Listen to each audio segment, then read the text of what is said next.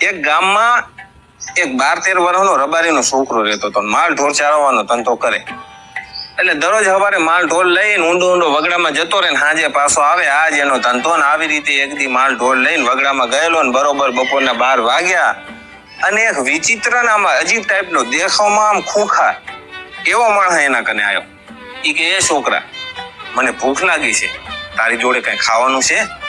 બોલો કે હોય, મારી બાએ મને ભાત આપ્યું છે, એમાં એક રોટલો છે, આપણે બે અડધો કરી લઈએ ને ખાઈ લઈએ. બે જણાએ ખાધું. ઓલાને તો મોજ આવી ગઈ. કે વાહ ભાઈ વાહ, શું રોટલો છે, જબર મીઠો લાગ્યો. ઓલો કે મારી બાની હાથમાં જાદુ છે, એ રોટલા કાઢે ને એટલે મીઠા જ લાગે. કે સાચી વાત છે. ઓલો જતો રહ્યો. બીજો દી ઉગ્યો. બીજે દી ઓલો વગડામાં ઢોરા ચારે રહ્યો ને બરોબર બપોરના 12 વાગ્યા અને ઓલો વિચિત્ર માણસ પાછો આવ્યો. એના ભેગો એક બીજો એનાથી ને વિચિત્ર માણસ આવ્યો. ઓલા બે જણા કે છોકરા, અમને ભૂખ લાગી છે, તારી જોડે કઈ ખાવાનું છે? કે હા, મારી બાએ મને ભાત આપ્યું છે, એમાં એક રોટલો છે, આપણે રોટલાના 3 ભાગ કરી લઈએ, 3 જણા ખાઈ લઈએ. 3 જણે ખાધું. અમને પાછી મોજ આવી ગઈ. કે વાહ ભાઈ વાહ, શું રોટલો છે, જબર મીઠો લાગે. ઓલો કે મારી બાની હાથમાં જાદુ છે, એ રોટલા કાઢે એટલે મીઠા જ લાગે. ઓલા જતા રહ્યા. ત્રીજો દી ઉગ્યો. ઓલો માલ ઢોર ચારે રહ્યો ને બપોરના બરોબર 12 વાગ્યા અને ઓલો વિચિત્ર માણસ પાછો આવ્યો. એના ભેગા બીજા 2 વિચિત્ર માણસ આવ્યા. એ કે એ છોકરા, અમને ભૂખ લાગી છે. ઓલો કે હોય, હું ભાત લાવ્યો છું, એમાં એક રોટલો છે, આ રોટલાના આપણે 4 ભાગ કરી લઈએ ને 4 જણા ખાઈ લઈએ. 4 જણાએ ખાધું. અમને મોજ આવી ગઈ. કે વાહ ભાઈ વાહ, આ કે મારી બાની હાથમાં જાદુ છે, એ રોટલા ખાઓ ને એટલે તમને મીઠા જ લાગે. ઓલા જતા રહ્યા.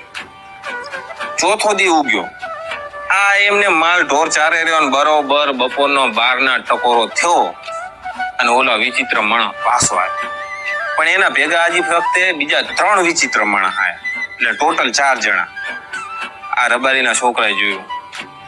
આવો આવો, હું કે તમારી જ રાહ જોતો હતો. તમને ભૂખ લાગી છે ને? મારી બાએ મને ભાત આપ્યું છે, એમાં એક રોટલો છે, એ રોટલાના 4 ભાગ કરી લો ને તમે ખાઈ લો. હું પછી ખાઈશ, હું સાંજે ઘરે જઈને ખાઈશ. ઓલા 4 જણાએ ખાધું. એમને મોજ આવી. એ વખાણ કર્યા કે વાહ ભાઈ વાહ. ઓલો કે મારી બાની હાથમાં જાદુ છે, એ રોટલા કડે એટલે મીઠા જ લાગે. બરોબર છે. ઓલા પછી આમ હાલતા થયા ને એટલે આને કીધું ઉભારો. ક્યાં જાવ છો? પેલા મને ઈ કહો, હવે તમે કાલ પાછા આવવાનો છો? કેમ કે આ રોટલો તો તમે ખાઈ જાવ છો, હું તો ભૂખ્યો રહું છું ને. એક જ રોટલો, હું ભૂખ્યો રહું એનો વાંધો નહીં, પણ એક રોટલામાંથી તમે 4 જણા ખાઓ, તમને રોટલો મીઠો લાગે, પણ તમે ધરાવતો નહીં ને બટકુમાં. એટલે કાલ આવવાના હોય તો મને અત્યારથી કહી દો, તો હું કાલ વધારે રોટલા લાવું અને આપણે બધા ધરીને ખાઈએ. એ કે હોય, અમે આવવાના જ છીએ. એટલે પછી આવી રીતે હાલ્યું થોડા દિવસે. એટલે પછી બધા ભેગા ખાય એટલે ભાઈબંધી તો થઈ જ જાય. એટલે ભાઈબંધી થઈ ગઈ. ભાઈબંધી થાય એટલે પછી પરિવાર કેમ છે, મજામાં, ધંધા રોજગાર બધી વાતો થાય. એટલે ઓલા 4 જણાએ પૂછ્યું આને કે હે છોકરા, તમે પરિવારમાં કોણ છો? એટલે આ છોકરો કે હું મારી બા 2 જણા છીએ. હું આ માલ ઢોર ચારવાનો ધંધો કરું છું, વગડામાં આવું છું, સાંજે પાછો જઉં છું, આમ અમારું રોજગાર હાલે છે. કે બરોબર. છોકરો કે તમે શું ધંધો કરો છો? ઓલો કે અમારો ધંધો તો અમારે કહેવાય એમ નથી, અમે કહેશું ને તો વળી તું બીઈ જઈશ. ઓલો છોકરો કે તમારા મોઢા તો જો, તમને જોઈને માણસ આમ તો બીઈ જાય એમ છે, અને આ વગડામાં તમને બીજું કોઈ દેખાય છે? હું એકલો, તમે 4 જમ જેવા મારી સામે બેઠા છો, તોય હું બિયાણો? કે ના, તું બિયાતો જ નથી. તો કે બીક ના લાગે ભલામણા, બોલો કે તમે શું ધંધો કરો છો? એટલે ઓલા કે તેજી કીધું ને, અમે ઈ જ છીએ. કોણ કે અત્યારે તું શું બોલ્યો કે 4 જણા તમે જમ જેવા લાગો છો? અમે કે યમના દૂત જ છીએ અને અમે લોકોનો જીવ લેવાનો ધંધો કરીએ છીએ. બોલો કે એવું છે એમ? કે હોય. તો કે પાડો લઈને નથી આયા? તમે 4 જણા 4 પાડા લઈને આવતા હશો ને, તો ભલામણ પાડા મને આળવા દઈ દેતા હોય તો હું ચરવીશ, મારે મહિનાની વરત તો આવે.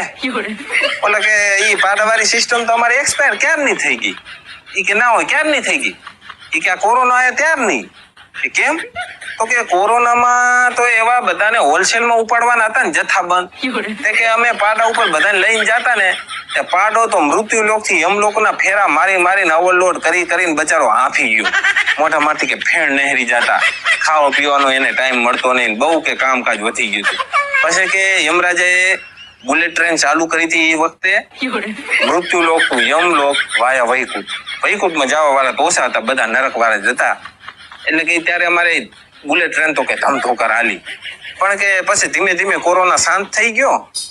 બુલેટ ટ્રેન પછી અમે બંધ કરી દીધી અને પછી પાડાવાળી સિસ્ટમે બંધ કરી દીધી. કેમ કે પાડો કે રોજના 10 ગુણી તો કે ખાણ ખાઈ જાય, રંજકો જોવે, ઉકેલ જોવે, પાછું કે અલગ અલગ બધું ખાવા જોવે. ડ્રાય ફ્રૂટ કે ખાય છે એને તો કે જલસા છે. હવે વાળામાં બાંધી દીધો છે 100 પૂરતો અને કે એ ઉભો ખાય રહ્યો.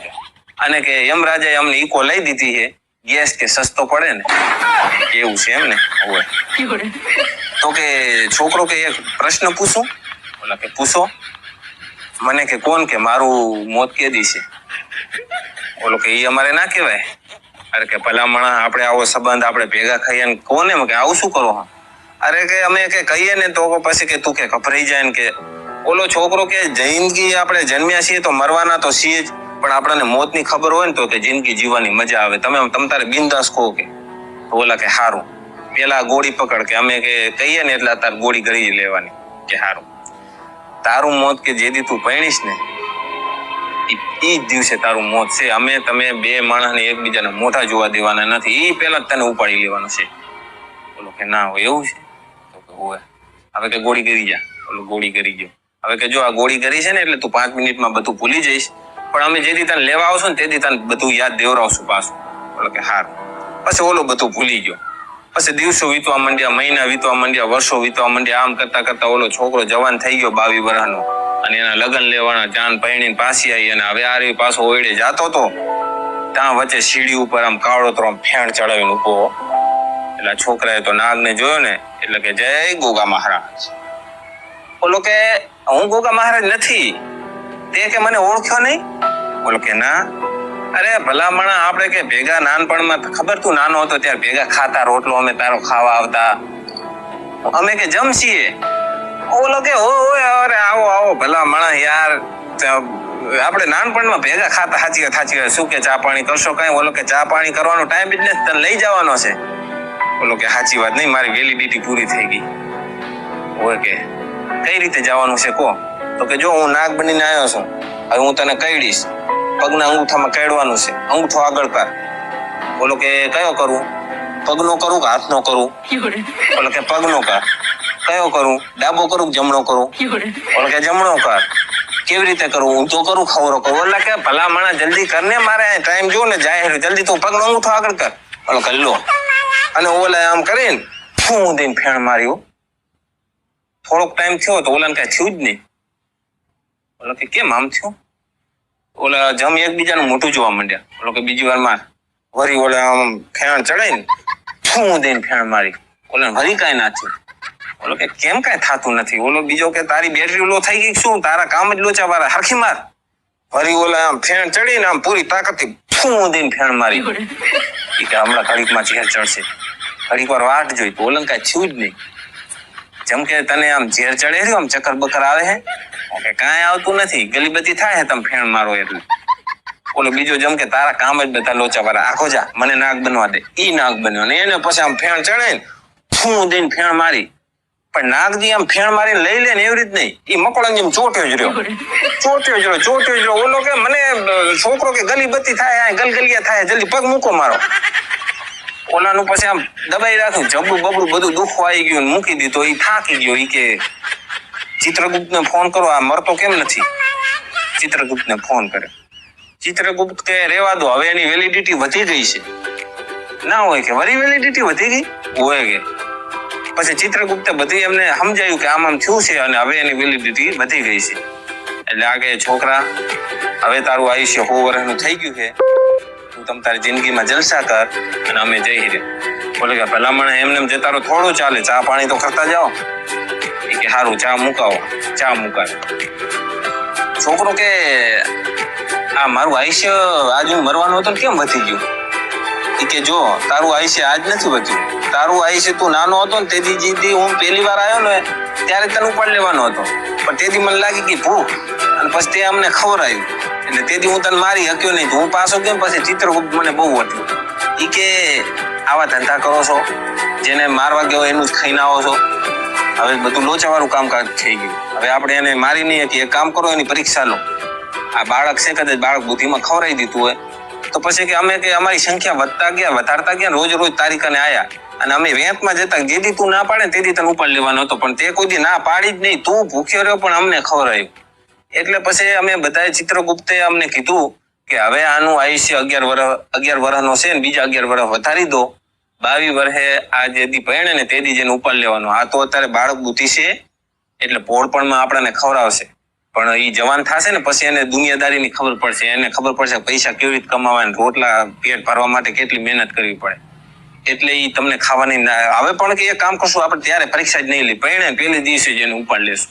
એટલે કે આજ તો તને ફાઇનલ ઉપાડવાનો જ હતો પણ થયું એવું કે અમે તને જેવી ફેણ મારી એ પેલા તારી બાયડી રૂમમાં બેઠી હતી અને બારી કને બેઠી હતી અને પાછળના ભાગમાંથી એક ગરીબ બાઈ પ્રેગ્નેન્ટ હતી. આમ નીકળી અને ભૂખી હતી એટલે રોતી કકડતી નીકળી કે કોક મને ખાવાનું આપો.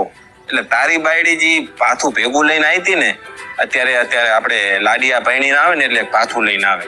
અત્યારે તો હવે ડ્રાયફ્રૂટ ને ચોકલેટો ને આવું બધું કૂક્યું એકબીજા માણસને બધા ખવડાવે તે આવી ચોકલેટ વાળી સિસ્ટમ થઈ ગઈ. પણ પાથું લઈને આવે ને પેલા શું હતું ચોકલેટો ને એવું હતું ને એટલે બે માણસ એકબીજાને હેત પ્રેમથી બધી મીઠાઈઓ ને એવું હોય એકબીજાને ખાતા. એટલે કે તારી બાયડી જે ભાથું હતું ને કે ઓલી ગરીબ બાયડીને આપી દીધું અને ઓલી બાયડી આ મિષ્ટાન ખાધું અને એને પેટમાં જે ભૂખની બળતરા હતી શાંત થઈ. એટલે એ ગરીબ બાઈએ તારી બાયડીને આશીર્વાદ આપ્યા કે ભગવાન તારો ચૂડી ચાંદલો અમર રાખે. એટલે કે એ આશીર્વાદના લીધે હવે તારી બાયડીનું જેટલું આયુષ્ય છે એના કરતા એક દિવસ તારું આયુષ્ય વધી ગયું. એટલે કે તારી બાયડીનું આયુષ્ય 100 વર્ષનું છે ને તારું આયુષ્ય 100 વર્ષનું થઈ ગયું. એટલે આ આપણે વાર્તા છે એક લોકકથા છે અને આ જૂની વાર્તા છે મેં અત્યારે તમને કીધી પણ એનો સાર એવો છે કે હંમેશા ગરીબ માણસની દુઆ લો.